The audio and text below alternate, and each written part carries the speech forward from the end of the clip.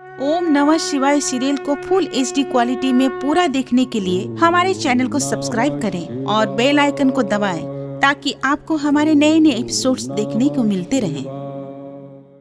मैं ओंकार हूं, सृष्टि के आरंभ से लेकर सृष्टि के अंत तक अणु अणु में वास करने वाला मैं जगत का कर्णधार हूं।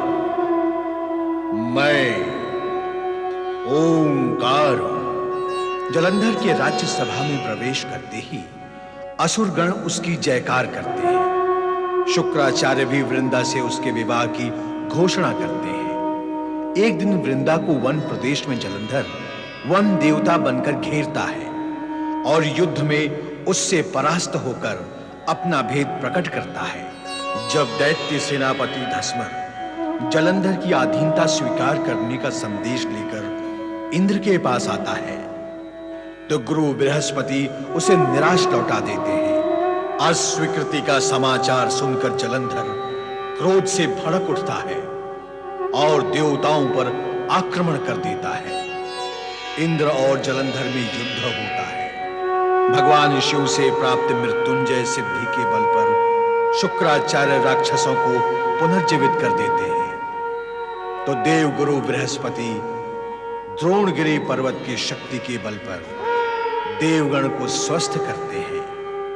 इस पर गुरु आदेश से जलंधर द्रोणगिरि को समुद्र में फेंक देता है। समस्त देवगण स्तब्ध हो गए और उनके आश्चर्य का पारावार न रहा। देख रहे हैं देवराज, द्रोणगिरि पर्वत के स्थान पर गहरा गड्ढा हो गया। हाँ देवराज, द्रोणगिरि कहाँ गया? आश्चर्यचकित तो मैं भी हूं। देवगुरु बृहस्पति व अन्य देवगण भी दिखाई नहीं दे रहे हैं। ये तो चिंता का विषय है।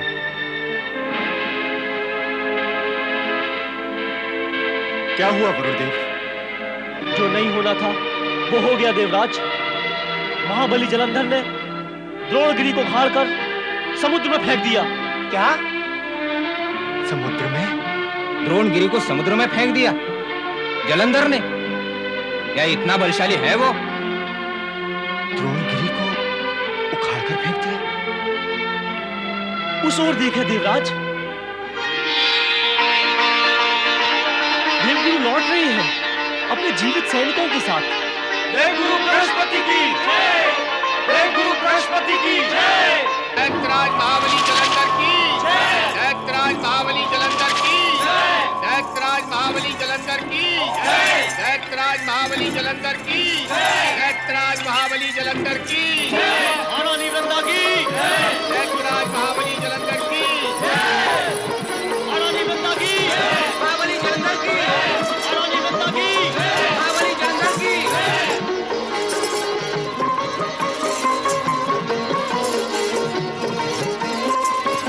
वृंदा महाबली का स्वागत करती है।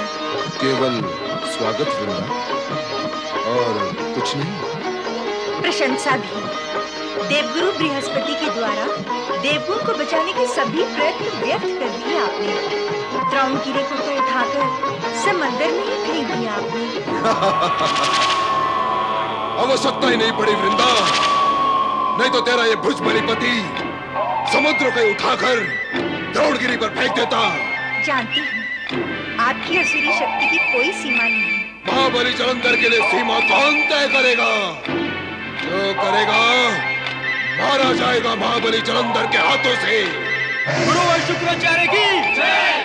शुक्राचार्य?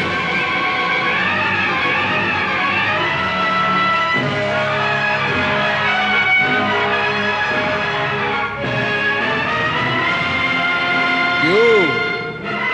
क्या हुआ? क्या मुझे भी बार बार गुरुवर शुक्राचार्य कह कहकर बार बार नमन करना होगा? गुरु, क्या मेरा एक बार का नमन और गुरुवर कहना क्या एक वर्ष के लिए बहुत नहीं? गुरु, इतना समय कहां है महाबली जलंधर के पास कि वो बार बार नमन करता रहे और शुक्र जाने से पहले गुरुवर कहता रहे। गुरु, मेरी ओर से थोड़े को ही बहुत समझो, क्योंकि बहुत तो मैं स्वयं हूं। क्यों गुरु, उचित है ना?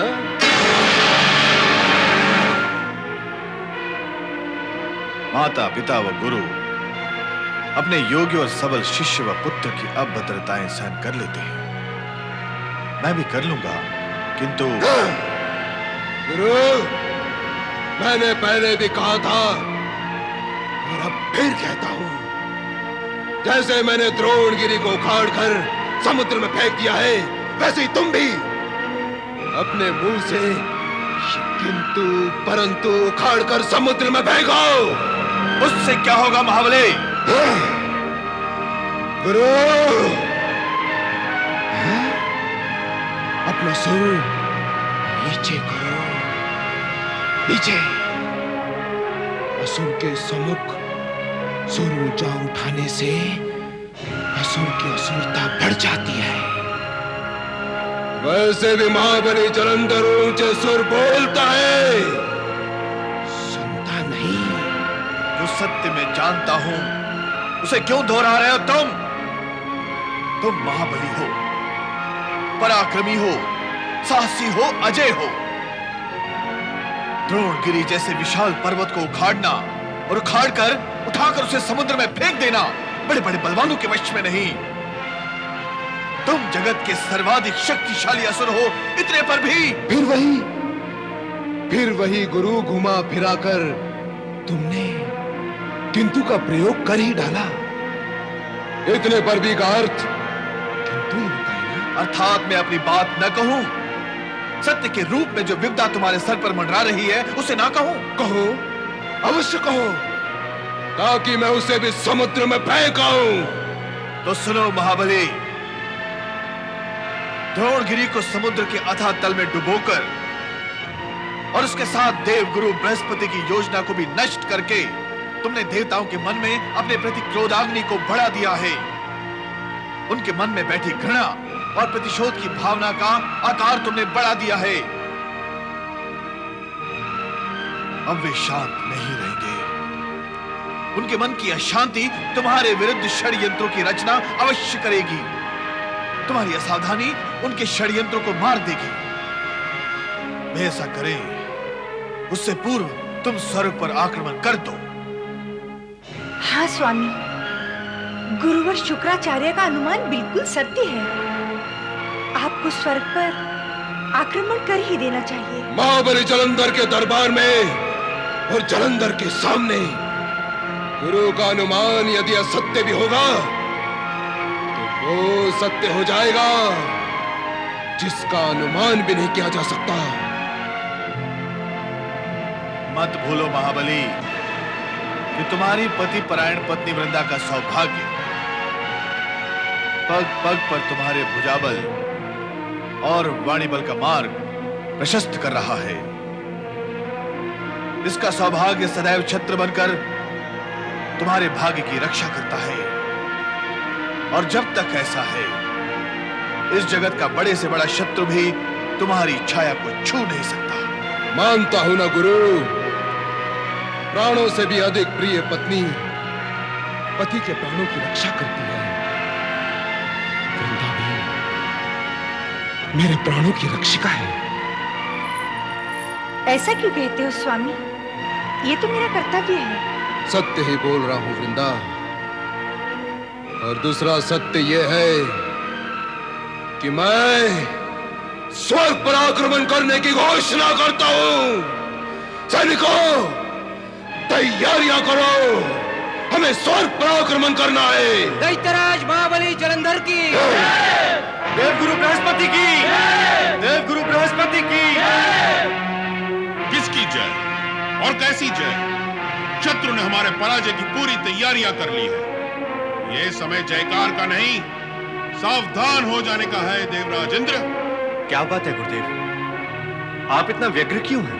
व्यग्रता का कारण है देवराज, जलंधर ने द्रोणगिरी समुद्र में डुबोकर यह प्रमाणित कर दिया है कि उसकी शक्ति अटूट है। जब किसी दुष्ट प्रवृत्ति वाले असुर को अपनी शक्ति और प्रबलता का ज्ञान होता है तो वो चुप नहीं बैठता, शांत, अपरिचित और निर्दोष प्राणियों का जीवन दुर्लभ कर देता है। तो फिर शत्रुओं पर वार करने से उसे कैसे रोका जाए?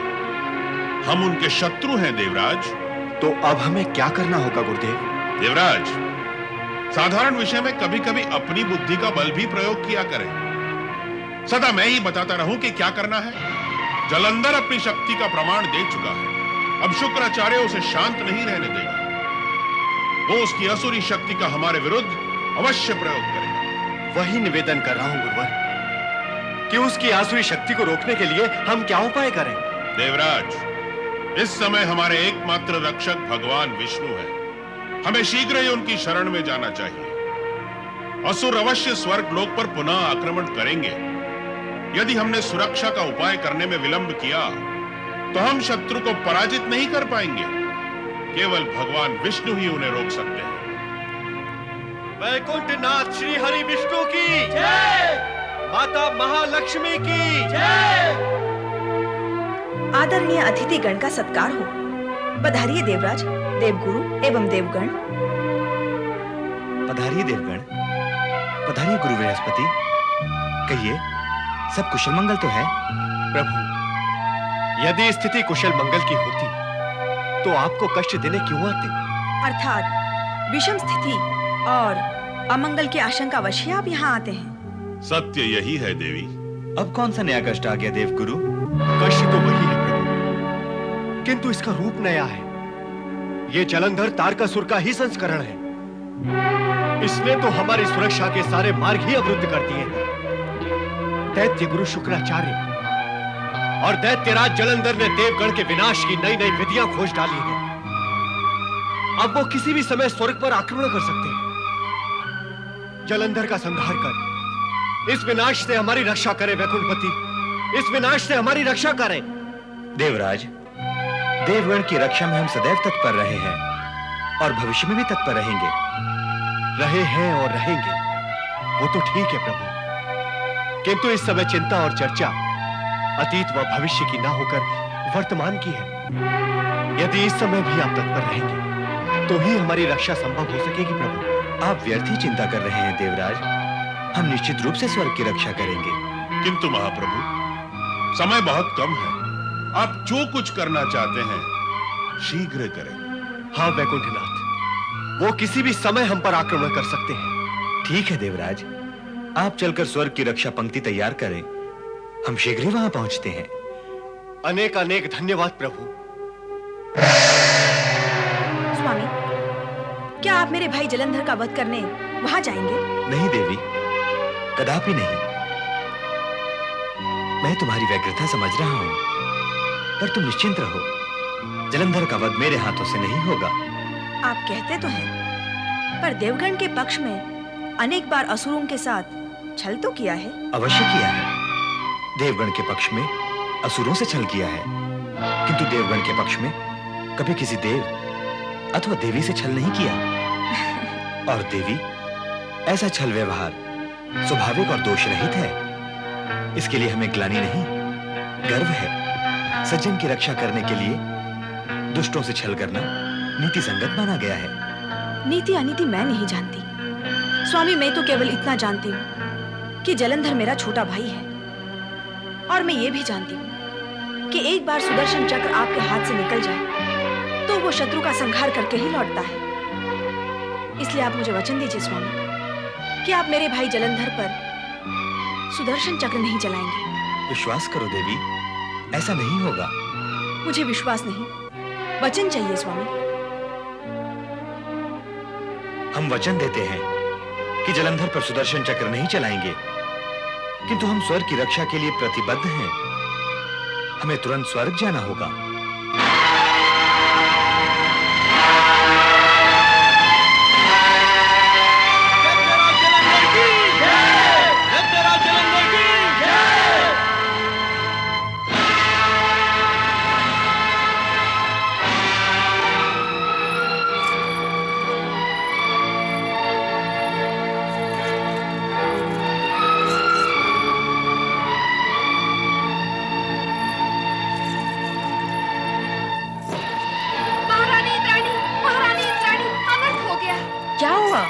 असुरराज अपनी असुर सेना के साथ स्वर्ग की ओर बढ़ा चला आ रहा है। देवराज इंद्र तथा देवगण का कहीं अता पता नहीं।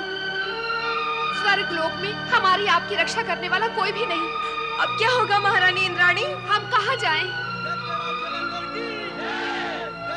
वो स्वर्ग तक आ चुका है महारानी।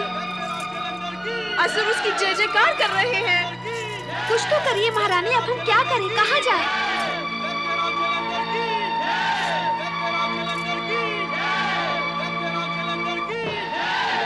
हे प्रभु कहाँ है? हे श्री हरि विष्णु हमारी रक्षा करें, हमारी रक्षा करें प्रभु, हमारी रक्षा करें।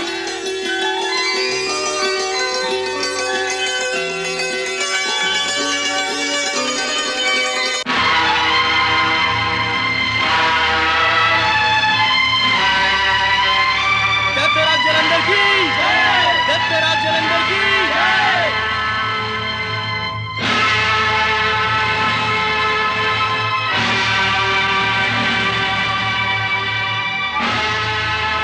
दैत्यराज जलंधर की जय।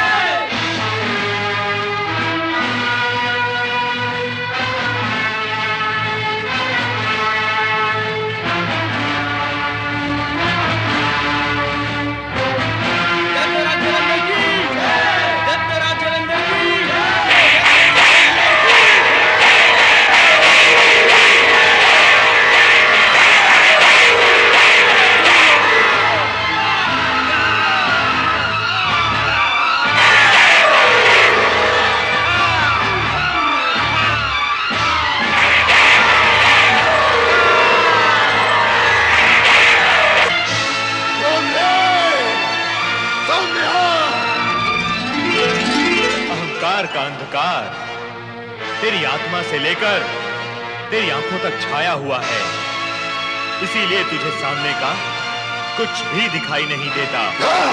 दैत्यराज जलंधर, हमारे रहते तू स्वर्ग पर अधिकार कदापि नहीं कर सकता। स्वर्ग की ओर पग बढ़ाने से पहले तुझे हमसे युद्ध करना होगा। ए छली, मायावी, कपटी, अरे तू युद्ध करता ही कब है? तू तो माया का जाल फैलाता है।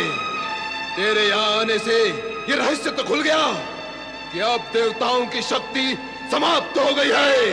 अरे तू अकेला क्या कर लेगा? अब मुझे स्वर्गाधिपति बनने से कोई नहीं रोक सकता। हट जाओ मेरे सामने से। ए दंभी, तू इतना भी नहीं जानता कि जल की शीतलता, पत्थर की कठोरता और वायु के वेग की भांति देवताओं की शक्ति कभी समाप्त नहीं हो सकती।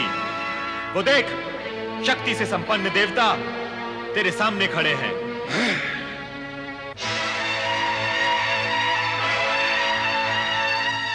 देवराज इंद्र एवं देवगण, अपनी संपूर्ण शक्ति से असुरों पर आक्रमण करो। वे हमारी शक्ति के सम्मुख टिक नहीं सकेंगे। जो आज्ञा भगवान।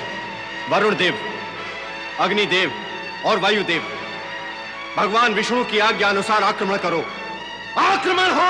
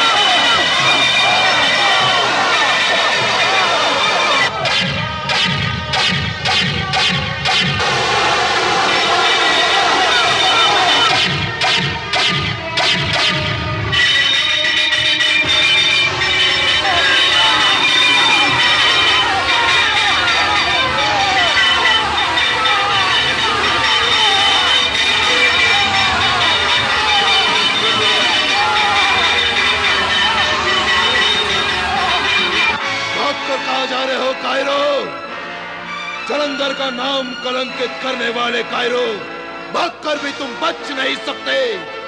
एक एक को मार डालूंगा मैं।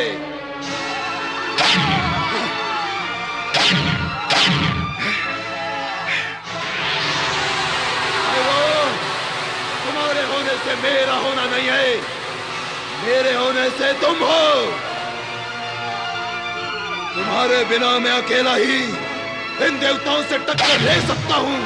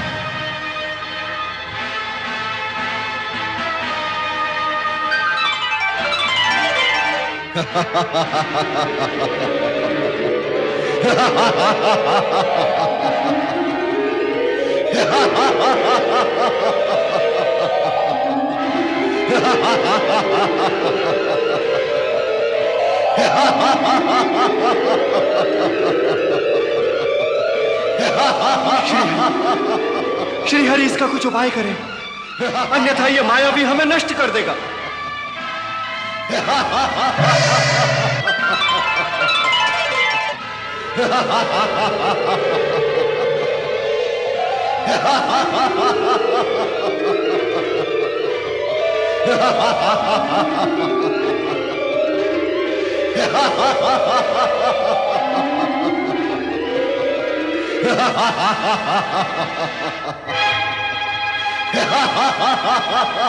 हे मायावी, तेरी माया देवताओं का कुछ नहीं बिगाड़ सकती। बिगाड़ करने की माया तो तेरे पास है ना मायावी। ये देख, या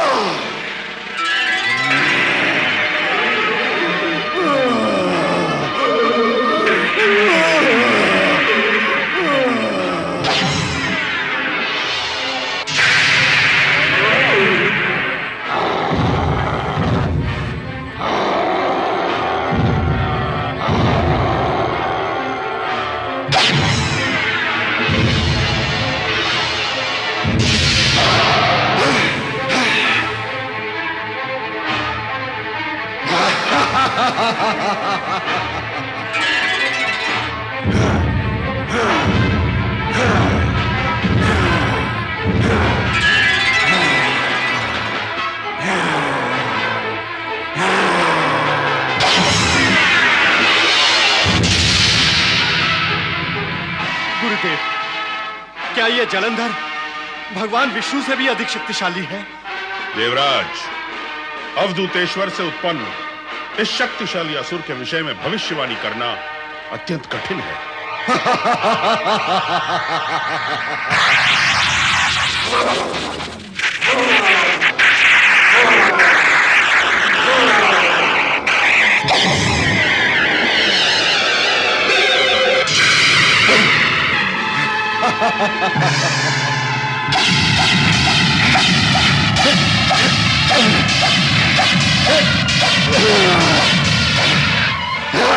ओम नमः शिवाय। हे देवादिदेव, हे महादेव, मेरे सुहाग की रक्षा करना। मेरे स्वामी देवताओं से युद्ध करने गए हैं, उन्हें युद्ध में विजयी बनाना। शिव शंकर, विजयी बनाना। प्रभु। सती वृंदा, तुम्हारा सतीत्व तुम्हारे पति की रक्षा अवश्य करेगा, किंतु तब तक जब तक जलंधर चरित्रवान रहेगा और पर स्त्री पर कुदृष्टि नहीं डालेगा, जब तक उसका पग कुमार्ग पर नहीं पड़ता, तब तक तुम्हारा सतीत्व उसकी रक्षा करेगा और वो अजय रहेगा। श्री हरि, श्रीहरि इसे शीघ्र ही अपने सुदर्शन चक्र से समाप्त कर दे, अन्यथा यह हम सभी को पीड़ित करेगा। इसलिए आप मुझे वचन दीजिए स्वामी कि आप मेरे भाई जलंधर पर सुदर्शन चक्र नहीं चलाएंगे।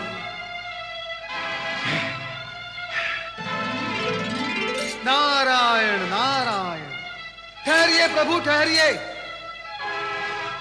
दैत्यराज आप भी ठहरिए। ये देवदानों का युद्ध नहीं हो रहा है, ये साले बहनोई का युद्ध हो रहा है। विष्णु, मेरे बहनोई? हाँ दैत्यराज हाँ, समुद्र कन्या माता लक्ष्मी आपकी सगी बहन है और समुद्र देव आपके पिता है। तुम दोनों समुद्र से ही उत्पन्न हुए हो। दैत्यराज, अपने बहनोई श्री हरि विष्णु के रास्ते बंद करना आप जैसे वीर असुर को शोभा नहीं देता। नारायण नारायण। कहाँ है मेरी बहन लक्ष्मी? वैकुंठ लोक में। वहां वो अपने पति श्री हरि विष्णु के लिए चिंतित है। वहां जाकर अपने बहन की चिंता दूर करो महाबली, जाओ। प्रभु, आप महाबली जलंधर को वैकुंठ के दर्शन कराएं और इनकी बड़ी बहन माता लक्ष्मी से इन्हें मिलवाएं। नारायण नारायण।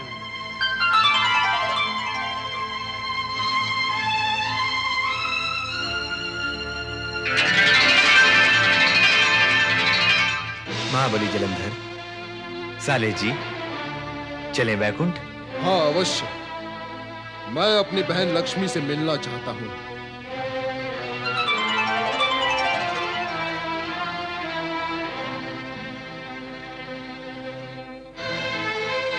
नारायण नारायण नारायण। श्रीमन नारायण नारायण नारायण। देवर्षि नारद। नारायण। देवर्षि नारद, आपने ये क्या किया? जलंधर को वैकुंठ लोक भेज दिया? नारायण नारायण। अब आपका स्वर्ग सुरक्षित है देवराज। जलंधर संबंध की गरिमा में रहकर श्री हरि विष्णु और माता लक्ष्मी का आदर सम्मान करेगा। शेष कार्य श्री हरि स्वयं कर लेंगे। शेष कार्य? हाँ देवराज, अब आपका संकट सदा सदा के लिए समाप्त कर देंगे श्री हरि। भगवान श्री हरि विष्णु की जय। भगवान श्री हरि विष्णु की जय।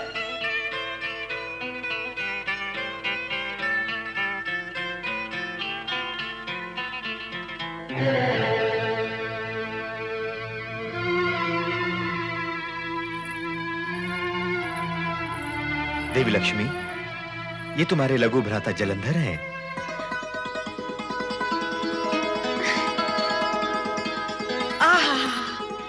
मेरे लघु भ्राता जलंधर, आज प्रथम बार देख रही हूं मैं अपने भ्राता को।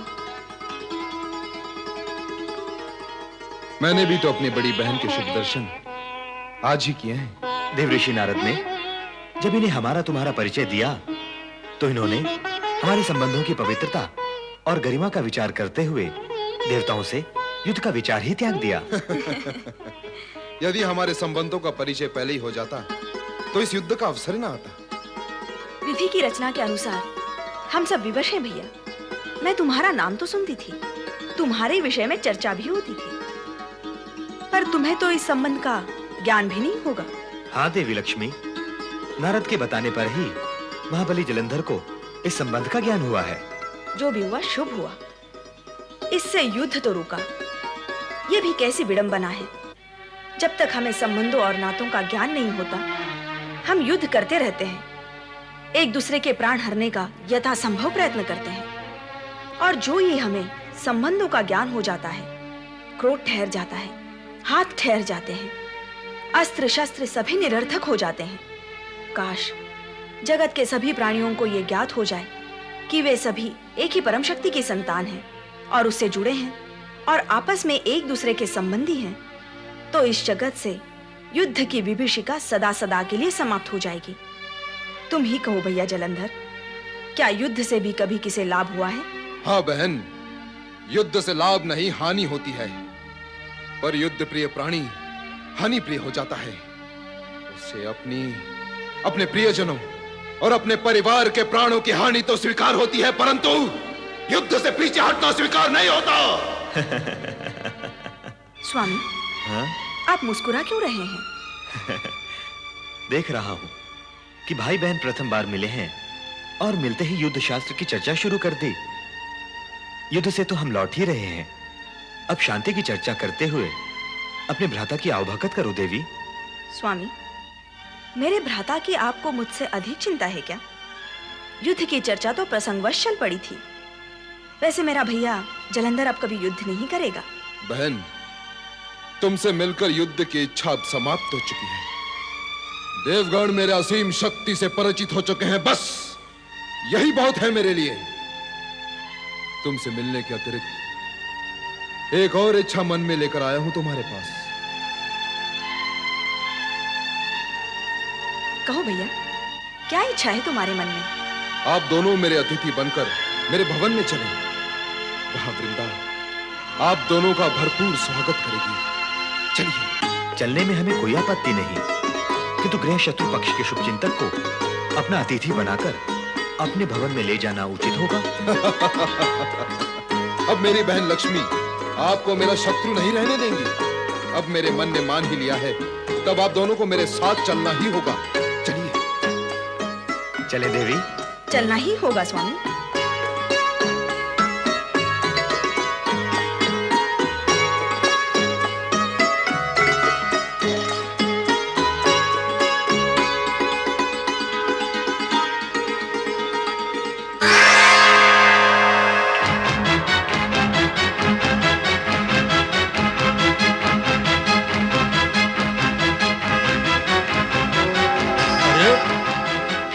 श्री हरि विष्णु और लक्ष्मी जलंधर के साथ?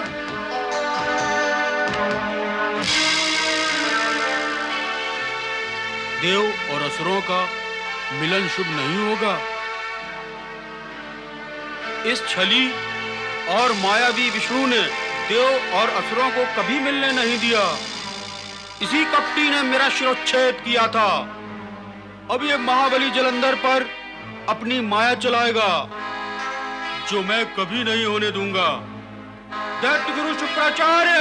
ओम अघोरेभ्यो व्यथ घोरेभ्यो घोर घोर तरेभ्यः सर्वेभ्यः सर्व शर्वेभ्यो नमस्ते अस्तु रुद्र रूपेभ्यः। ओम तत्पुरुषाय विद्महे महादेवाय धीमहि तन्नो रुद्र प्रचोदयात्। स्वाहा।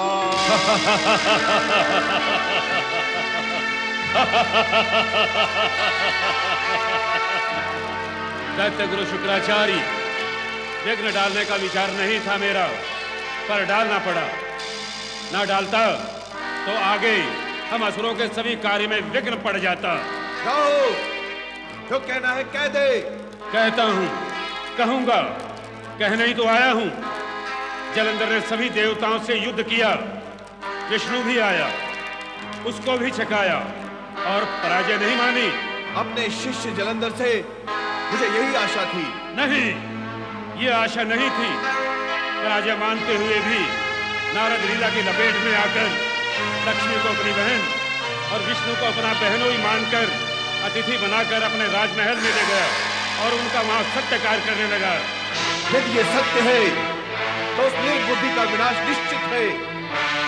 विष्णु की माया से आज तक कौन बच सका है जो वो बच पाएगा? स्वयं मैं, उसका गुरु भी नहीं बच सका। ऐसे बुद्धि भ्रष्ट, पथ भ्रष्ट, गुरु विरोधी प्राणी की सहायता हम कदापि नहीं करेंगे। जो अपने शत्रु को अतिथि बनाता है, उसे स्थिति अपना शत्रु बना लेती है। ऐसा करेंगे तो असुर जाति समाप्त हो जाएगी। जाकर उसे सावधान करें, वो अपने राजभवन में है। सावधान? वो भी लक्ष्मी और विष्णु से? हमें कार्य को करने के लिए उचित समय की प्रतीक्षा करनी होगी। प्रतीक्षा करनी होगी। प्रतीक्षा करनी होगी। ओम नमः शिवाय। ओम नमः शिवाय। ओम नमः शिवाय।